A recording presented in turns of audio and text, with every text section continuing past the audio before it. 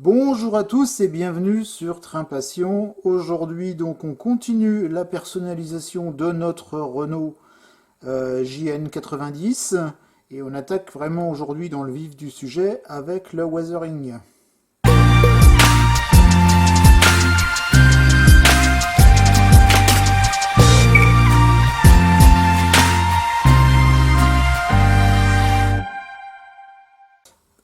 Alors on va commencer avec le châssis. Alors déjà le châssis, j'ai passé une couche de gris, hein, on l'a vu dans une des premières vidéos dessus. Et donc là, alors je vais me rapprocher un petit peu.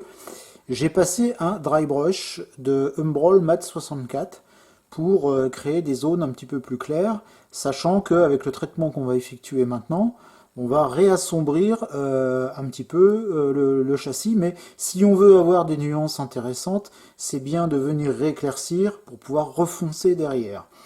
J'ai également apporté une petite touche personnelle, c'est-à-dire qu'ici on a un réservoir d'air comprimé qui, à mon avis, c'est un réservoir qui sert pour le freinage. Et j'ai déjà remarqué sur certains véhicules, même certains véhicules ferroviaires, on a des réservoirs qui sont peints dans une couleur un peu rouille, c'est peut-être un minium d'ailleurs, enfin je ne sais pas. Et donc je trouve intéressant de faire de même sur la maquette pour donner une petite touche d'originalité. Et donc j'ai repris en fait le réservoir avec du rust de chez Hamo. Donc voilà, il va faire partie de la séance de weathering avec le châssis, mais on aura une petite note de couleur qui va ressortir et qui pourra être visuellement quelque chose d'intéressant. Alors, pour traiter le châssis, on va utiliser un wash de chez Hamo, du Dark Brown Wash for Green Vehicle, la référence 1005, que je vais utiliser cette fois pur. Donc j'en ai versé un petit peu sur ma palette. Alors, ce que je vais faire, c'est que je vais bien ajuster mes gants, parce qu'il faut que je maintienne, voilà, hop, par les sièges. Alors le traitement est simple, hein, il suffit simplement de venir en appliquer, voilà, sur l'ensemble du châssis. J'ai même pris peut-être un pinceau un petit peu petit. Bon, ça va aller quand même, j'irai jusqu'au bout. La maquette n'est pas si grande. Alors le tout, c'est de bien veiller à tirer la peinture et de ne pas donc laisser de zones où la peinture s'accumule, tout simplement parce que on risque d'avoir des différences trop marquées de ton, de tonalité. Donc l'idéal, c'est quand même de travailler un peu la peinture. Alors, voilà, je regarde si je suis bien dans le cadre, ce qui est le cas. Ça m'arrive de faire des hors-champs et c'est pas terrible. C'est surtout quand je fais des zooms en fait.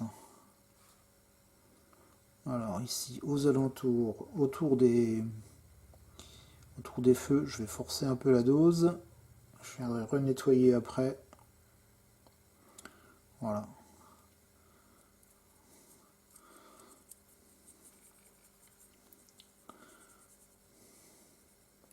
Bon, vous voyez, hein, il suffit simplement d'étaler la peinture et de la laisser sécher un petit peu avant de venir ressuyer les zones qu'il nécessite, comme les feux, puisque je viens de les barbouiller. Alors le réservoir, voilà. Alors j'aurais pu, mais je ne l'ai pas fait, j'aurais pu reprendre un peu également toute la partie échappement pour donner un aspect un peu rouille.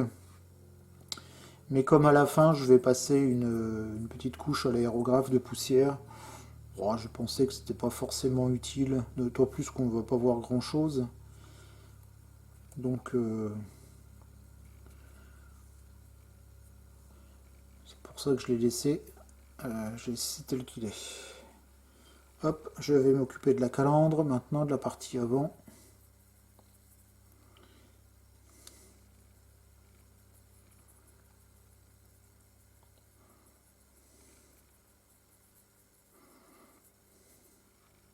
Il faudra que je nettoie le logo Renault, hein, parce que là, il est en train de disparaître. Et c'est dommage parce qu'il est quand même bien visible sur les camions. Voilà, donc ça je vais laisser sécher une petite dizaine de minutes et on se retrouve après. Ça fait une dizaine de minutes que j'ai appliqué mon mélange et donc maintenant je vais prendre un pinceau, on va dire moyen, et donc je vais nettoyer toutes les zones sur lesquelles je ne veux pas de peinture. Alors les plaques d'immatriculation, les feux,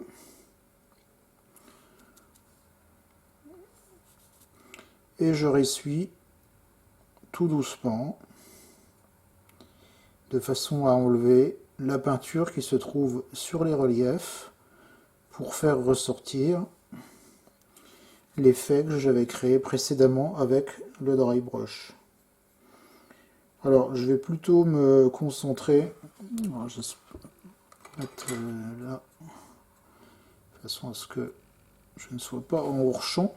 Je vais plutôt me concentrer sur les surfaces verticales parce que tout ce qui se situe en dessous du châssis va recevoir à la fin un voile de poussière, donc je ne vais pas trop passer de temps là-dessus. Voilà.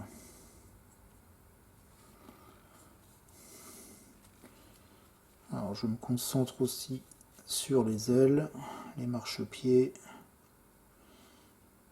J'en ai mis un peu sur le gris de l'intérieur de la cabine, mais c'est pas grave, ça je le ferai à la fin. Là, le dessus du châssis, de toute façon, avec la caisse frigo, on va plus voir grand chose.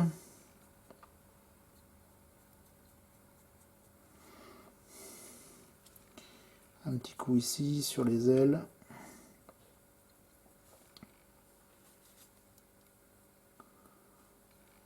Voilà. Alors par contre ici, il faut bien que je nettoie la calandre. Les feux. Voilà. Et le logo Renault. Le pare-choc avec la plaque. Voilà. Pas la peine d'en enlever plus, hein, ça doit rester quand même assez foncé. Voilà, je viens de terminer donc de ressuyer le châssis. Donc on voit que le dry brush, le gris était quand même pas mal marqué. C'est nettement estompé. On voit encore, alors je ne sais pas si on voit bien au niveau de la caméra, mais on voit encore donc des zones plus claires et on a un nuançage notamment au niveau des ailes.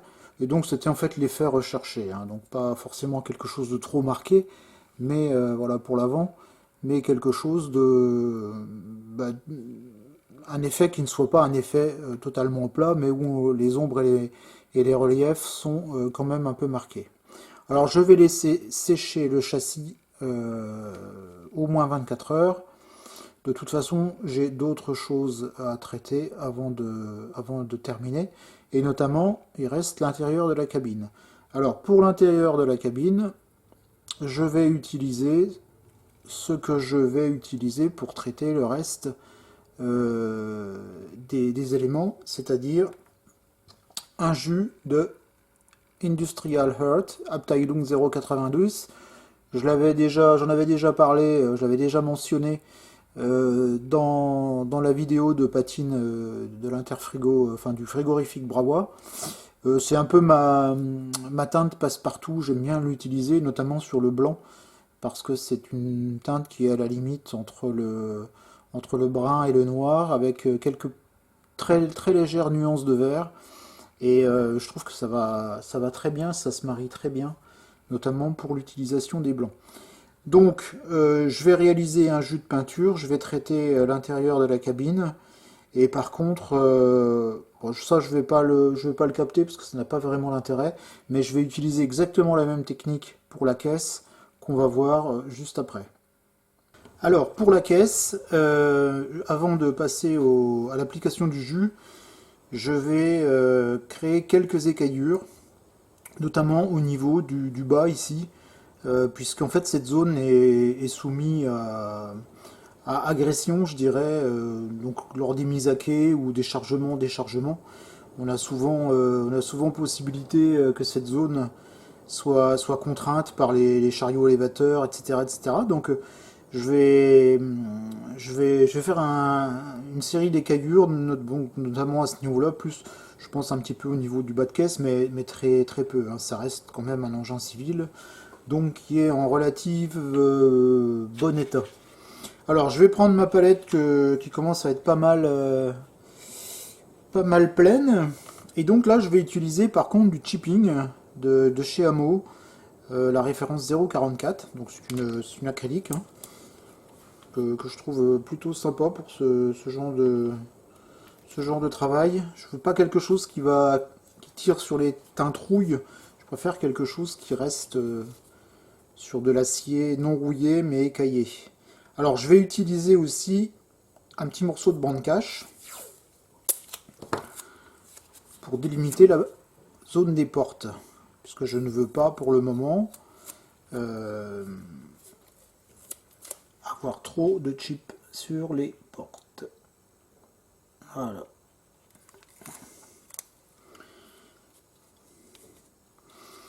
Et j'utilise la technique de l'éponge que j'ai déjà développée dans d'autres vidéos. Donc je trempe, j'enlève le surplus, et donc je viens. Alors j'applique généreusement parce que je vais enlever les zones qui ne me plaisent pas. Alors là j'en mets même sur les feux, hein, donc évidemment il va falloir faire un petit nettoyage. Voilà. J'enlève la bande cache en faisant attention au décalque. Et j'en mets un petit peu.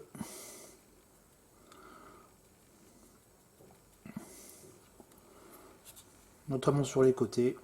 Donc là ça reste très discret. Un peu sur les portes. Vous voyez, je vais très vite, hein, je ne cherche pas, forcément à les appliquer sur des zones bien précises. Je fais un peu ça au feeling. Voilà, une fois que c'est fait, je viens déjà nettoyer mes feux.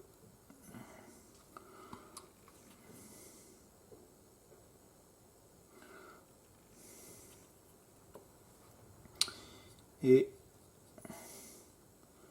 j'enlève les écaillures qui ne me conviennent pas. Là, j'en avais un peu beaucoup. Je vais en remettre un petit peu. Donc vous voyez, on fait ce qu'on veut, hein. On en enlève, on en remet. On a quand même une certaine liberté avec cette technique.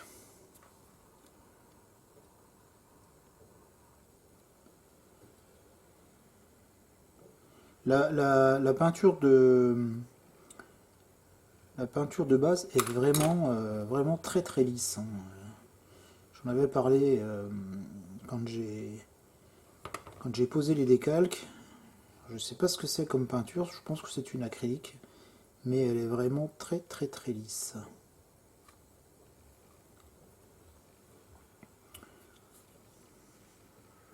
Voilà, je vais en enlever un peu sur les côtés.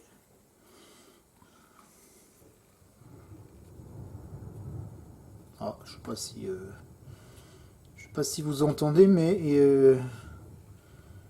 au moment où j'enregistre, on est sous un orage.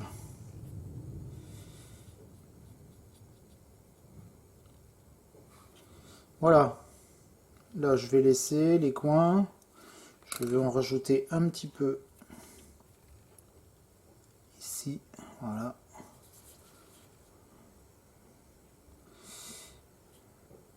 Un peu sur le bas des portes. Et voilà, je vais laisser ça comme ça. Ça me paraît plutôt bien. Alors le jus de peinture, donc j'ai repris mon Industrial Earth dont je vous avais parlé tout à l'heure, celui que j'utilise habituellement, et donc je réalise un jus avec de l'essence F. Donc j'en ai déposé un peu sur la palette, c'est ce que je fais maintenant systématiquement. Voilà, là ça me paraît plutôt bien. Donc comme d'habitude, hein, c'est un peu au feeling, un peu beaucoup même. Et puis donc, alors vous voyez, j'ai monté la caisse sur un petit support avec du Patafix, de façon à pouvoir le manipuler un peu à ma guise. Et donc, eh bien, bon là c'est assez limité hein, en surface. Je vais peut-être remettre un peu de matière. Il faudrait que ça marque un petit peu plus, notamment voilà, ici, au niveau des portes. Voilà, donc je vais faire la totalité de la caisse. Je vais laisser sécher 10 à 15 minutes. Et puis donc on se revoit après pour la partie ressuyage. Donc ça reste, ça a déjà été montré dans d'autres vidéos, donc je passe un peu plus vite maintenant. Notamment au niveau de la patine des wagons Brawa. Et donc voilà, c'est exactement la même chose. Donc on se retrouve tout à l'heure. Voilà, donc la peinture a séché un petit peu, le diluant s'est un petit peu évaporé, et donc eh bien, je vais ressuyer maintenant toutes les zones pour lesquelles je veux enlever de la peinture, et donc ne laisser qu'un mince filet de peinture au niveau des angles, de façon à bien marquer les zones de creux ou les zones spécifiques pour donner du relief. Donc encore une fois, je me répète, cette technique est absolument identique à ce que j'ai déjà montré dans d'autres vidéos, donc on va pas passer du temps inutile à montrer ce que j'ai déjà montré. Si des gens prennent cette vidéo en cours et n'ont pas suivi les autres, je vous invite à aller voir notamment les vidéos, alors je suis encore hors champ là, je suis désolé, les vidéos sur la patine des wagons Brawa, et vous verrez que la technique est expliquée, et celle-ci ici est tout à fait la même, ça reste identique. Voilà, donc j'ai remonté la cabine, puisque donc hors caméra, comme je l'avais dit précédemment, j'ai passé un jus à l'intérieur, donc sur les sièges et la partie tableau de bord. J'ai traité donc la cabine, ça on l'avait vu, et puis donc la caisse est terminée. Donc je l'ai également remonté, j'ai remonté les roues, j'ai collé tout avec de la colle cyanoacrylate, j'ai remis en place la roue de secours.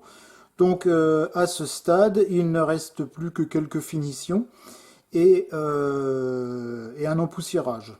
Donc c'est ce qu'on verra dans la dernière vidéo, qui sera, je pense, un peu moins longue que les précédentes, puisque en fait le volume de travail restant à effectuer est relativement réduit.